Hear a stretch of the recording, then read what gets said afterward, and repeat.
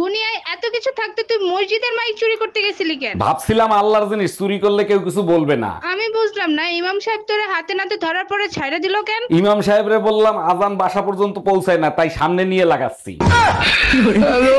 এই শুনছো, পায়েস খাইতে ইচ্ছা করতেছে, একটু পায়েস খাওয়াবা? অবশ্যই খাবো, চিনি শেষ হয়ে গেছে, চিনি নিয়ে আসো। এগুলো কি বলো তুমি? সকালে না 2 কেজি চিনি আনলাম, শেষ হলো কি করে? তুমিই তো বলছিলে বাইরে থেকে কিছু নিয়ে আসলে ধুয়ে ব্যবহার করতে, চিনি ধুলে কতটুক থাকে। হক মাওলা, আমি হলাম অরুণ বাবা। অরুণ বাবা, অনেকদিন পরে আসলেন, তারপর বলেন কেমন আছেন আপনি? উপরওয়ালা যেমন রাখছে তেমনই আছি রে মা।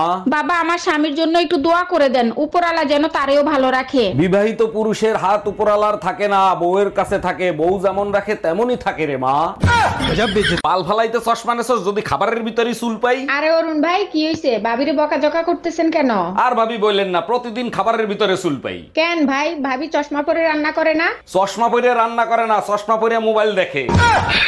চলো আমরা বিয়া করে ফেলাই। এখনই কিসের বিয়া? এত টেনশন করো কে? টেনশন করবো না, কাম কাজ করি না, ঘুরে বেড়াই আর খাই। প্রেম করা শিখাইছি না, তাই কি এখন বিয়া করাও শিখামু। এই বয়সে বিয়া করে আর রাজমিস্ত্রি জোগালি করবার চাই না। চা খাবি? না ভাবি, আমি আসলে পুরুষ চা খাই না। পুরুষ চা মানে? এখানে পুরুষ চা এলো কোন থেকে? ওই যে রং চা না, এটাই পুরুষ চা। রং চা আবার পুরুষ চা হয় কেমনে? কারণ রং চার তো দুধ থাকে না। রং চা খাইবা না দুধ চা? রং চা দেন ভাবি। কেন, দুধে কি সমস্যা? আচ্ছা ঠিক আছে, আপনি দুধ চাই দেন। থাক, জোর করে আর দুধ খাইতে হইব না, রঙই দিতে। কিরে দোস্ত, আমরা হসপিটালে কেন? আমাদের কি হয়েছিল? মদ খেয়ে গাড়ি চালাইছিলি, অ্যাক্সিডেন্ট হয়েছে, তাই হসপিটালে ভর্তি হইছি। ও মনে পড়ছে, তোরে আমি কালকে চিল্লে বলছি দোস্ত গাড়ি আস্তে চালা, অ্যাক্সিডেন্ট হয়ে যাবে, কথা শুনিস? হ্যাঁ বলছিলি, তা আমি কি করব? গাড়ি তো তুই চালাইছিলি। আরে ভাবি, কি হয়েছে? ফ্রিজের সাথে যুদ্ধ করতেছেন কেন? ভাই, আপনার পরিচিত কোনো ফ্রিজ মিস্ত্রি জানা আছে? হ্যাঁ আছে, তার আগে বলেন ফ্রিজের কি হয়েছে? ফ্রিজ খুলতেছে না, ভিতরে কুরবানি গোশত রাখছিলাম, মনে হয় ভিতর দিয়ে গরু সিটকানি দিয়ে রাখছে।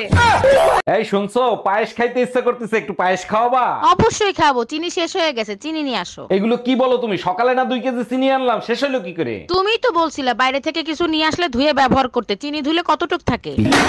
এই ঘরে এসি লাগাইছো, টাকা পাইছো কোথায়? আমার কাছে 1000 টাকা ছিল, সেই টাকা দিয়ে কিস্তিতে এসি লাগাইছি। বাকি টাকা কি তোর বাপের বাড়ি দিয়ে এনে দিবি? আমি 1 টাকাও দিতে পারবো না। 3 মাস কিস্তি না দিলে এসি খুলে নিয়ে যাবে, গরমের 3 মাস চলে গেলে এসি দিয়ে কি করব?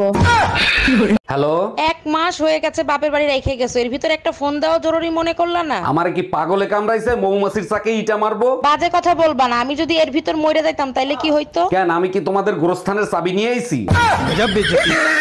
অনেক সহ্য করছি তোমারে, আর না, আমি বাপের বাড়ি চলে যাচ্ছি। যাও, আমিও মাজারে যাচ্ছি। মাজারে গিয়ে যতই মানত করো, আমি আর ফিরতেছি না। আরে বোকা, আমার মান্যত পূরণ হয়েছে, তাই জিয়ারত করতে যাচ্ছি। আসার সময় প্লাস্টিকের একটা ঝাড়ু আনবা।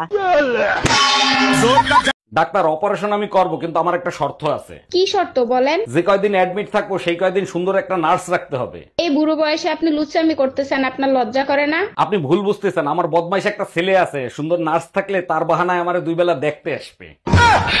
ভাইজান, কালকে আপনার দোকান থেকে 15,000 টাকা দিয়ে একটা শাড়ি নিছি, শাড়িটা আমার হাজবেন্ডের পছন্দ হয় নাই, পাল্টাতে হবে। ম্যাডাম, আপনি এক কাজ করেন, ম্যারেজ বিউরোতে চলে যান, ওখানে সুন্দর সুন্দর ছেলে পাওয়া যায়। আরে ভাই, আমি শাড়ি পাল্টাতে আসছি, সুন্দর সুন্দর ছেলে দিয়ে কি করব? আরে ম্যাডাম, আপনি হাজবেন্ড পাল্টাতে পারবেন, শাড়ি পাল্টাতে পারবেন না। ছেলেরা 10টা প্রেম করলে সমস্যা নাই, মেয়েরা 10টা প্রেম করলে মেয়েরা খারাপ কেন?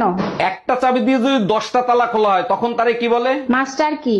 আর 10টা চাবি দিয়ে যদি একটা তালা খোলা হয় তখন তারে কি বলে? খারাপ তালা।